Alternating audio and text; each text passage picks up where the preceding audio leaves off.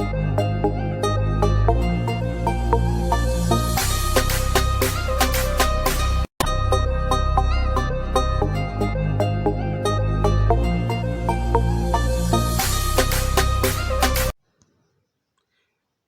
Hind, Vande Mataram student. स्वागत है आपका आपके अपने यूट्यूब लर्निंग प्लेटफॉर्म माई डीडीयू यूनिवर्सिटी पे।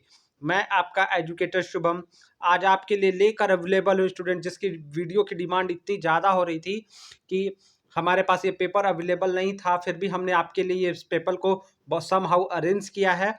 तो आज हम लेकर स्टूडेंट्स अवेलेबल हैं, आप अपने स्क्रीन पर देख पा रहे हैं। राष्ट्र गौरव यानी जो आपका HND 100 माइनर इलेक्टिव पेपर है, इसका कि इसके एग्जामिनेशन में कैसे क्वेश्चन आ सकते हैं स्टूडेंट्स, हम लेकर एक प्रीवियस ईयर पेपर का आप कह सकते हैं एक मॉडल वीडियो है आपके लिए, और हम लेकर आपके लिए अवेलेबल हैं।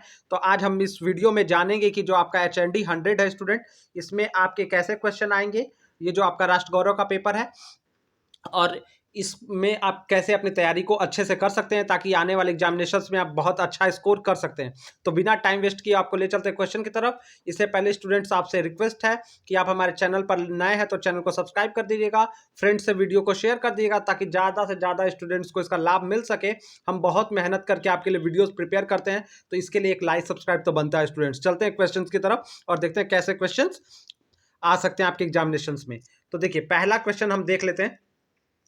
पहला क्वेश्चन कह रहा है, राष्ट्र से आप क्या समझते हैं, इसके अर्थ को स्पष्ट करते हुए इसके प्रमुख घटकों का वर्णन करिए। तो आपको स्टूडेंट इसमें बताना है कि राष्ट्र से आप क्या समझते हैं और इसके प्रमुख घटक क्या हैं। तो स्टूडेंट्स इसमें आपको बताना होगा राष्ट्र क्या है, राष्ट्र का अर्थ बताना होगा कि ये राष्ट्र शब्द की उत्पत्ति हमारे वेदों से हुई है, और वेदों में इसका अभिप्राय ज्योति प्रकाश चेतना के साथ जुड़ा हुआ है। फिर बताएंगे भारतीय चिंतन में राष्ट्र एक गौरव का विषय है, गौरवस्पद अवधारणा है। ऋषियों मुनियों द्वारा इस अवधारणा को जीवित इकाई के रूप में बताया गया। तो ये सब बताएंगे, आप बताएंगे इन्हीं अवधारणाओं से भारतीय राष्ट्र का निर्माण हुआ है, जिसमें अनेक शारीरिक मानसिक और बौद्धिक गुणों समाहित है।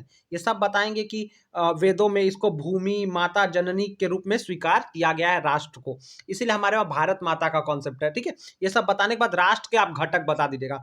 ये स्टूडेंट ये सब बता दीजिएगा कि डॉक्टर वासुदेव शरण अग्रवाल के अनुसार राष्ट्र के 3 मूल घटक हैं। स्टूडेंट मैं आपको बस आउटलाइन कर दे रहा हूँ, इसको आप लिख लीजिएगा और सुन लीजिए कि राष्ट्र के 3 घटक क्या हैं। तो राष्ट्र के 3 घटक जो डॉक्टर वासुदेव शरण अग्रवाल के अनुसार राष्ट्र के मूल 3 घटक हैं, भूमि जन और संस्कृति, यानी भूमि लोग और संस्कृति जो है इसमें आते हैं। तो ये सारी चीज़ों का वर्णन कर देगा कि भूमि क्या है, जन क्या है और संस्कृति क्या है।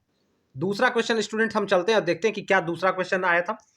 तो दूसरा क्वेश्चन जो एग्जाम में अभी आपके एग्जाम के लिए स्टूडेंट, ये क्वेश्चन सारे बहुत इंपॉर्टेंट है। दूसरा क्वेश्चन था राष्ट्र गौरव से आपका अभिप्राय है। अभी राष्ट्र से पूछा था, अब जो दूसरा प्रश्न पूछ रहा है राष्ट्र गौरव से आपका क्या अभिप्राय है। राष्ट्र गौरव के प्रमुख घटक, अब राष्ट्र के प्रमुख घटक हो गए, अब राष्ट्र गौरव के प्रमुख घटक पूछ लिए गए। ठीक है, तो राष्ट्र गौरव क्या है, राष्ट्र गौरव से आप क्या समझते हैं। तो आप बताएंगे राष्ट्र गौरव मतलब प्रत्येक राष्ट्र का गौरव उसके द्वारा किए गए मूर्त या अमूर्त तत्वों या अनुभूति से है, जिससे अपनी अलग श्रेष्ठता स्वाभिमान और महानता का ज्ञान होता है। ये सब बता देंगे। राष्ट्र प्लस गौरव 2 शब्दों से मिलकर बना है, राष्ट्र गौरव 2 शब्दों से मिला है, राष्ट्र प्लस गौरव, जिसमें गतिवान और सातत्य का भाव सन्निहित है। ये सब आप बता दीजिएगा। राष्ट्र गौरव के घटक जो है आपको बता देना है कि सबल जनशक्ति, राष्ट्र गौरव के प्रमुख घटक स्टूडेंट देख लीजिएगा। सबल जनशक्ति, इसमें आप बता दीजिएगा कि विद्वानों के अनुसार राष्ट्रीय शक्ति का प्रथम मूर्त स्वीकार किया गया है, सबल जनशक्ति को माना गया है। ये सारी बातें बताइए। दूसरा बताइएगा गौरवशाली भौगोलिक अवस्थिति एवं प्राकृतिक संसाधनों की प्रचुरता, यानी गौरवशाली भौगोलिक स्थिति और प्राकृतिक संसाधनों की प्रचुरता। ठीक है, तीसरा बता दीजिएगा समृद्ध ऐतिहासिक विरासत, जो भारत का प्राचीन विरासत है। चौथा समृद्ध संस्कृति। फिर पांचवा बता दीजिएगा राष्ट्रीय चेतना और राष्ट्रीय हितों की साधना। और छठवां बता दीजिएगा कि उन्नत युद्ध कौशल और अभिरुचि। ठीक है, उत्तरोत्तर शक्ति की साधना, उन्नत युद्ध कौशलात्मक अभिरुचि का निर्माण। ये सारे जो पॉइंट्स मैंने बताया कि आपको ये बताना है कि राष्ट्र के विकास के लिए उन्नत युद्ध कौशल और अभिरुचि का निर्माण करना, राष्ट्र को सुरक्षित रखना। तो राष्ट्र गौरव की ये प्रमुख अवधारणाएं जिसमें 6 हैं। ठीक है, नेक्स्ट क्वेश्चन स्टूडेंट्स देख लेते हैं। नेक्स्ट क्वेश्चन है, भारतीय संस्कृति से आपका क्या अभिप्राय है, संस्कृति और सभ्यता में अंतर स्पष्ट करिए।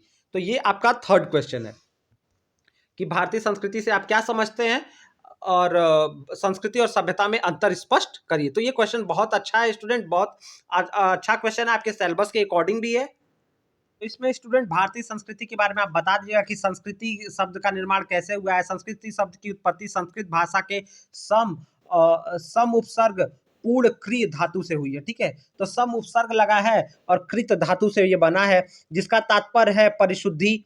ठीक है, भारतीय शब्द संस्कृति तथा संस्कृति को अंग्रेजी में कल्चर का समानार्थी मानकर और अनेक विद्वानों ने परिभाषाएं दी हैं। तो कुछ परिभाषाएं बता दीजिएगा। जैसे मैकाइबर ने कहा था कि मानव मूल्यों को संस्कृति के नाम से पुकारना अधिक स्पष्ट है, जबकि टाइटलर ने कहा था कि संस्कृति को परिभाषा देते हुए कहा था कि संस्कृति वह संकुल समग्रता है जिसमें ज्ञान, विकास, कला, विधि, प्रथा तथा अन्य क्षमताओं एवं आदतों का समावेश होता है। तो स्टूडेंट्स, अगर ये सारे डिफिनेशंस आप चाहेंगे तो वीडियो को स्लो करके भी नोट कर लीजिएगा, इससे मिलते जुलते कॉन्सेप्ट्स को खोज लीजिएगा, गूगल कर लीजिएगा। कोशिश करेंगे स्टूडेंट्स कि इसका सोल्यूशन हम आपको अपने टेलीग्राम ग्रुप में अपलोड कर दें ताकि आप वहां से इसको ले पाएं। तो आप हमारा व्हाट्सएप और टेलीग्राम चैनल भी सब्सक्राइब कर लीजिएगा। तो इसमें बता दीजिएगा संस्कृति और सभ्यता में क्या अंतर है, इस प्रश्न को आप समझा दीजिएगा। ठीक है, तो ये सारे क्वेश्चंस आप देख लीजिएगा। अब नेक्स्ट क्वेश्चन की तरफ बढ़ते हैं। जो चौथा क्वेश्चन है कि वो कह रहा है, राज्य के अर्थ को स्पष्ट करते हुए प्राचीन भारतीय राज्य व्यवस्था, जो राज्य से आप क्या समझते हैं इसको बता दीजिएगा, और प्राचीन भारतीय राज्य व्यवस्था यानी राजतंत्र और गणतंत्र पर टिप्पणी लिखनी है आपको कि जो प्राचीन भारत में दो तरह की राज्य व्यवस्था चल रही थी, राजतंत्र व्यवस्था और गणतंत्र व्यवस्था। तो इस पे एक टिप्पणी लिखना है आपको, बताना है मगध, कौशाम्बी, कौशल कौन गढ़ राज्य थे, कौन से राज्य आपके राजतंत्र थे, और इसके क्या क्या मतलब किन राजाओं ने कैसे अपने भारत के गौरवशाली भारतवर्ष में गौरवशाली राजाओं ने किस तरह से अपने राज्य का संचालन किया। तो ये सारी बातें आप इसमें बता देंगे स्टूडेंट्स। ठीक है,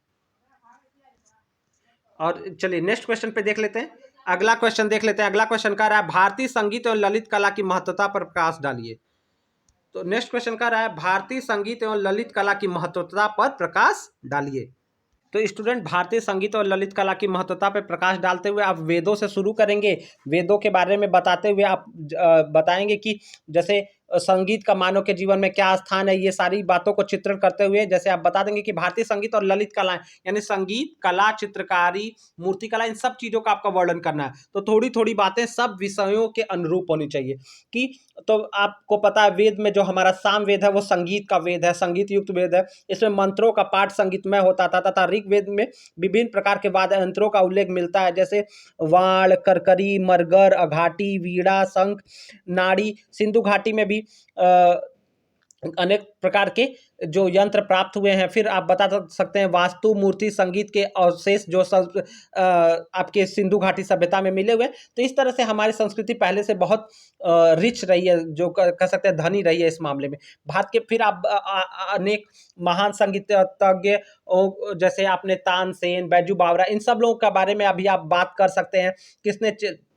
क्या क्या रहा है। जैसे बहुत सारी किताबें, जैसे यजुर्वेद में 64 कलाओं का योग है, वत्सायन का कामसूत्र है। फिर इसमें आप जान सकते हैं कि ये सारी चीज़ें हैं। फिर चित्रकला, संगीत इत्यादि, ये सब चीज़ों का ये मतलब प्रमुख पुस्तकें इसमें रही हैं। फिर आप सांची के जैसे अजंता की गुफाओं में चित्रकारी, फिर आप जो अनेक जैसे मतलब जो मंदिर हैं, दक्षिण भारत के बहुत मंदिर हैं, अशोक के समय बना हुआ सांची का स्तूप, ये सारी चीज़ें इसमें आ जाएंगी। ठीक है, तो थोड़ा थोड़ा स्टूडेंट्स आप अपने हिसाब से इसको लिख लीजिएगा। ठीक है, 15वीं शताब्दी थोड़ा बहुत बढ़ते हुए एलिफेंटा की गुफाओं, इन सब चीज़ों का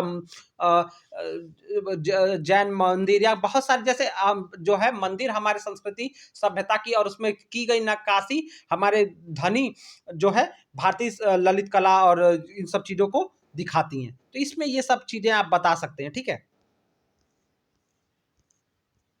अगला क्वेश्चन है, भारतीय प्राचीन प्रमुख ग्रंथ, और जो लास्ट क्वेश्चन है स्टूडेंट वो कह रहा है कि प्राचीन भारतीय प्रमुख ग्रंथ और उसकी महत्वता पर प्रकाश डालिए। तो प्राचीन भारतीय प्रमुख ग्रंथ, अब प्राचीन भारतीय प्रमुख ग्रंथ में सबसे पहले वेद है।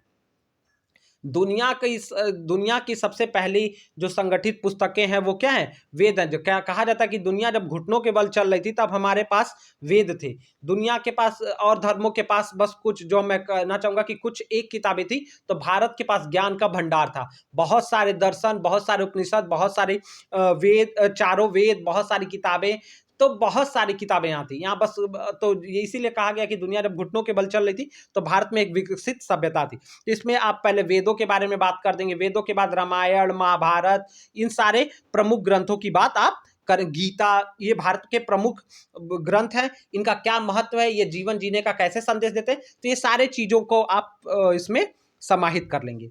स्टूडेंट्स, इसके साथ ही साथ अब मैं बता देना चाहता हूं कि एक आध क्वेश्चन और आप देख लेंगे, जैसे भारतीय भक्ति आंदोलन देख लीजिएगा, जिसमें सूरदास, मीराबाई, नाभादास और दक्षिण भारत के जो और लोग हैं, तो इन सब लोगों को आप देख लीजिएगा कि ये भक्ति काल में ये लोग, रैदास, ये जो भी है, रसखान, इन लोगों के योगदान पे भी आप थोड़ा सा देख लीजिएगा कि जो है कि भक्ति आंदोलन के जो कवि हैं उनका क्या भारत पे प्रभाव पड़ा है। तो इस तरह के क्वेश्चन कर लेंगे स्टूडेंट्स, तो आपका पेपर बहुत अच्छा होगा। आशा करता हूं आपको वीडियो सारे क्वेश्चन समझ में आए होंगे, उनके आंसर्स भी समझ में आए होंगे। आप इसके अनुरूप अपने क्वेश्चंस को, आंसर्स को बना लीजिएगा। डाउट होने पे कुछ अगर डाउट होगा तो आप हमारे कमेंट में हमसे क्वेश्चन स्टूडेंट आप पूछ सकते हैं। साथ ही साथ हमारे टेलीग्राम व्हाट्सएप ग्रुप ज्वाइन करना नहीं भूलिएगा। वीडियो को लाइक करिएगा, सब्सक्राइब करिएगा और फ्रेंड से शेयर करिएगा।